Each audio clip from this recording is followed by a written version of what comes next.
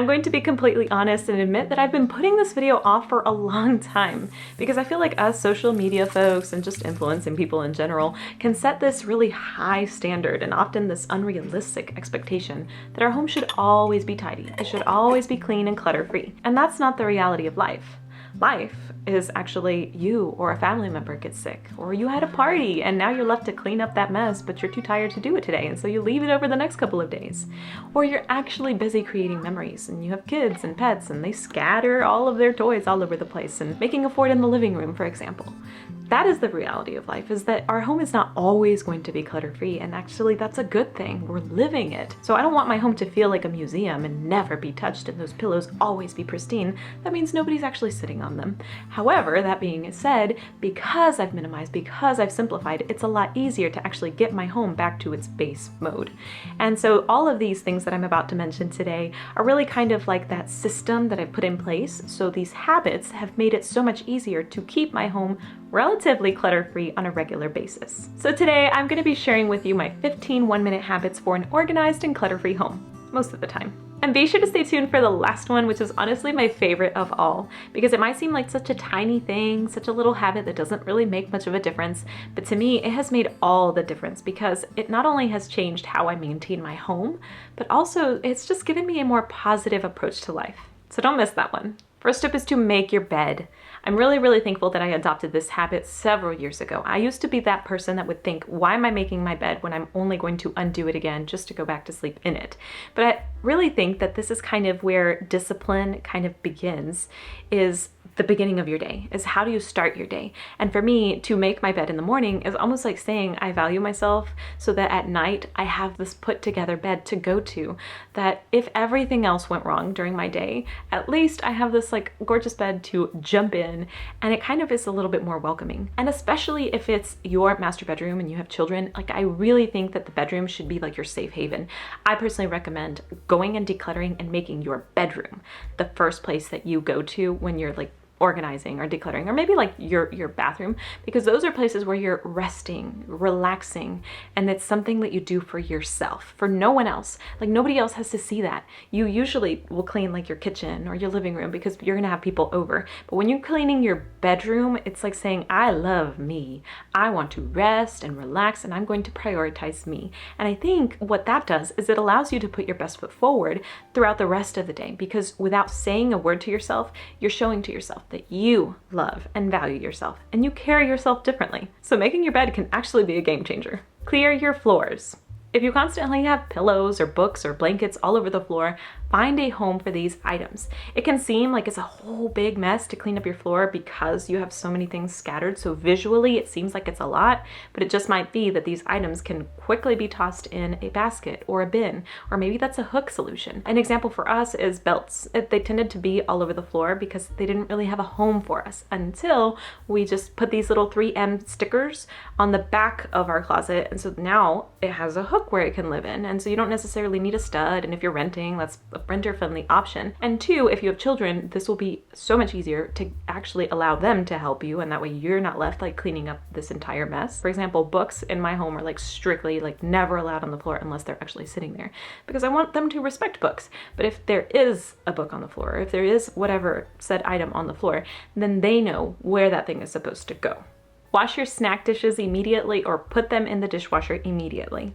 When you're having a quick snack here or there and you pull out some dishes to do that, multiplying that by however number of people there are in your family, dishes can quickly pile up. Because I don't have a dishwasher in my home and I don't have a dish rack, I'm constantly on top of dishes. And so if we're having a snack, I want to make sure that I'm on top of that because it really helps prevent like that stack of dishes. Honestly, when they've piled up, like what I have done is I've put a timer in my home, and then I'm just kind of like mindful of how long did it actually take? And often it's like 5 minutes, maybe 10 minutes to actually like dry them and put them all away. It's not really like this huge ordeal, but sometimes we make it so because we allow those messes to pile up, and then you start the procrastinating process. So just staying on top of that will make it so much easier. And number 4 is kind of similar to that. If it can be put away in 1 minute, do it.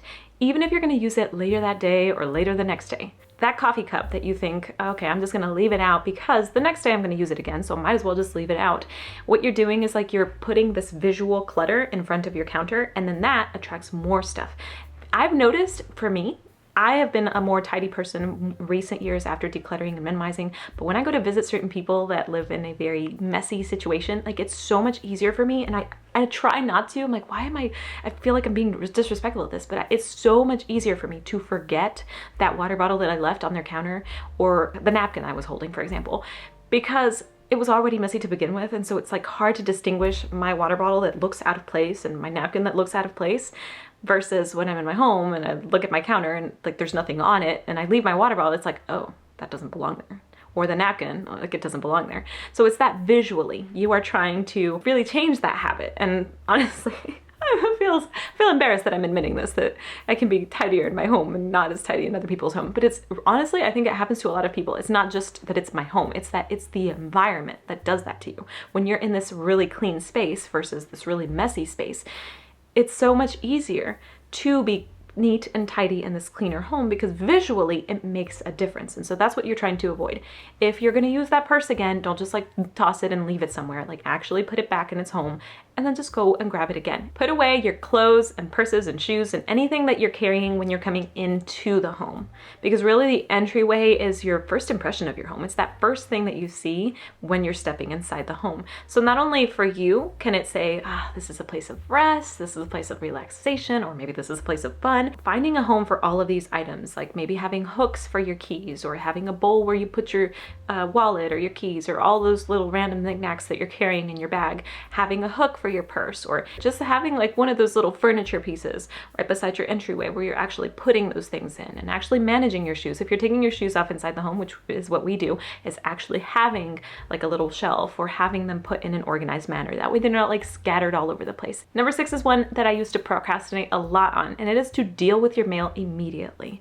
It can be so easy to just push off our mail because, we have to deal with this and we have to deal with that. But when it piles up, then at that point we're all stressed out because we have so much to manage that we don't want to do it anymore. So again, like we're trying to prevent that building of that little snowball and just making it a lot smaller. If that means shredding it or getting rid of it, then do it right away. Put away your bathroom toiletries. This is again one of those things where we can think to ourselves, kind of like the coffee cup example, like I'm going to use it again tomorrow and I'm going to use it again the next day, so I might as well just leave it all out. If you want to leave things out because it's kind of motivate you to actually keep those habits, like for example, a face cream. If you're not used to using that and you want to actually see it so that you have that mental cue, oh yeah, I have to use my face cream, I don't want to forget it, then actually use a little tray underneath it. When you group like items together, it looks like one item. Your brain won't actually see that as clutter because it will see it as one thing, one item. And so you can do that if you actually want to have them displayed, but otherwise just put them all back in their places and it will look a lot neater. Use in cabinet or in drawer storage whenever possible. I used to have this like knife rack on top of my counter, and I'd have this little container for my cooking spoons, and I'd have appliances out, like I'd have my slow cooker out.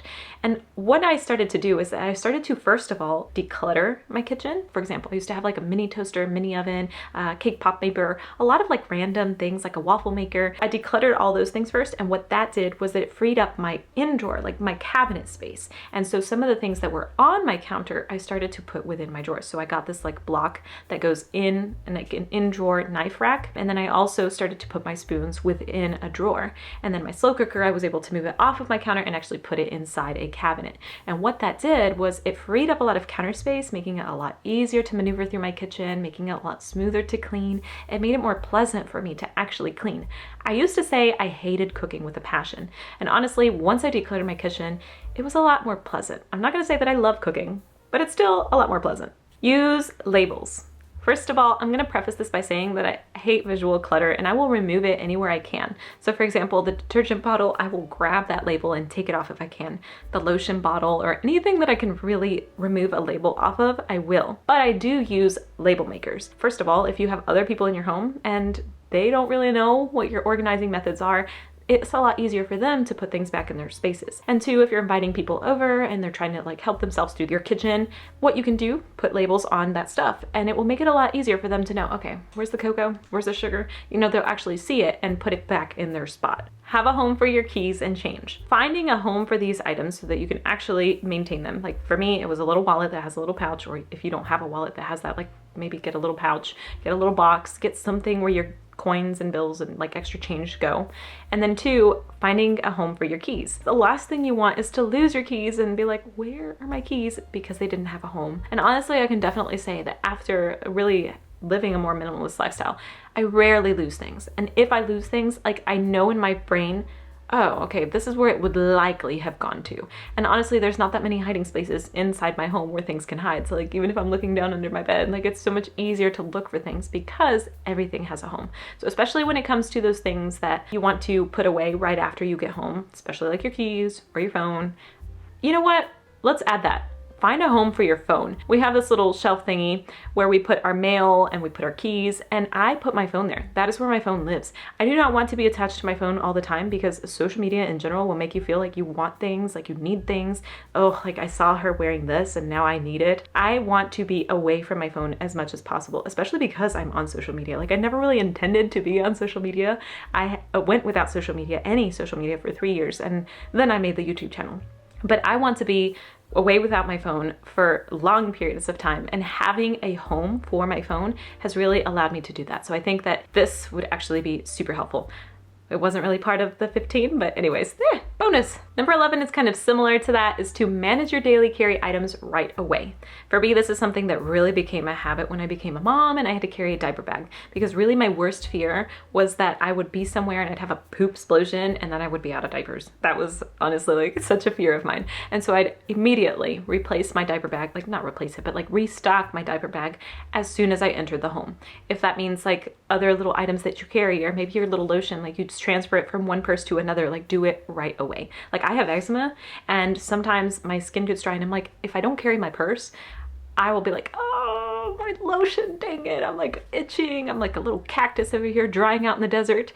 And so restocking or actually having those items managed right away as soon as I enter the home makes it so much easier. And 2, having one bag makes it a lot easier. Like I only have one bag, so it's not as easy to forget to take my stuff because I just have to get the one.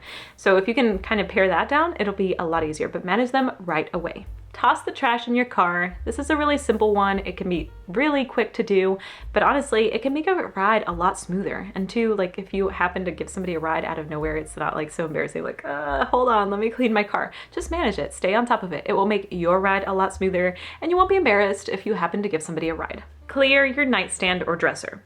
If you've actually gotten over the habit of putting things all over the floor, your nightstand or your dresser is not a good place for it. Decluttering and actually being able to minimize the amount of stuff and clothes that I have has made it so much easier. Like I went from having this massive king size bed with this like really huge armoire. I decluttered that one because I didn't need that anymore. And that was kind of like how my minimalism began, is I first decluttered that thing because I didn't have anything to put inside it. And then we still have these really big dressers. And now we've like made our own bed and sold that one, like made money off of that, but then got these smaller nightstands. And within these smaller nightstands, I had kind of everything that I needed. And then now, because I've been decluttering more, like I still have more room within my drawers. At night, like you want to relax. So you want to create that rest, that peaceful haven, unless you're laying out your clothes for the next day, but try to make sure that all the stuff that can be within a drawer, within a closet, are put away. Number 14 is one that has been super helpful for me to really maintain an overall clean home, and it is to have a basket or a bin that is called a to-go bin, a designated leaving bin. So for me, this has been super helpful if like somebody gave me some Tupperware that I need to return to them, or if I need to return something to the store, I'm thinking of giving this to somebody, I have a designated basket where these items are going to live until they leave my home. And that makes it a lot more easy while I'm just like going through my home and I'm cleaning or I'm doing whatever. I see this item, ooh, I meant to give this to somebody. It goes in that bin right away. That way you can actually like quickly grab it and take it on your way out. And lastly, number 15, my favorite of all, is to dress up for the day. You might think to yourself, what the heck does my wardrobe have to do with maintaining my home? But for me, everything. It was a lot easier once I quit my job and I became a homeschool mom to say I can just put on whatever and wake up later and it didn't really matter. I didn't have to go to work. However, I continued to wake up early and I continued to dress up as though I were going to work. And honestly, I can definitely see that it has had an impact, because sometimes I'll go to a store and somebody will be like, where are you going? And I'm like, nowhere, just buying groceries. Do I have to be going somewhere special? Do I have to have like this special event going on to wear the clothes that I love, that make me feel pretty, that make me feel good. And it honestly will start to kind of show in the way you carry yourself throughout the day, in the way that you take care of your home throughout the day. I definitely notice a difference when I'm dressed better. I carry myself differently. And you want to have that attitude towards your home, towards your work, towards whatever it is that you're doing, whatever project you're doing, to give yourself that best part of you, because you deserve it. If you struggle with loving yourself, taking care of your home and taking care of yourself will be a help to that. Because I used to struggle with anxiety. I used to struggle with self-loathing and loneliness and all of these icky things that I had inside. And when I started to declutter, when I started to take care of my home and actually view taking care of my home as self-care, I started to love myself more, because all of a sudden maintaining a clean home meant that I loved myself enough that I felt like I deserved to live in a clean and tidy home. And when I started to dress up for the day, it meant that I loved myself enough to allow myself to wear the best clothes that I have, just because I can, and because I feel like I'm worth that.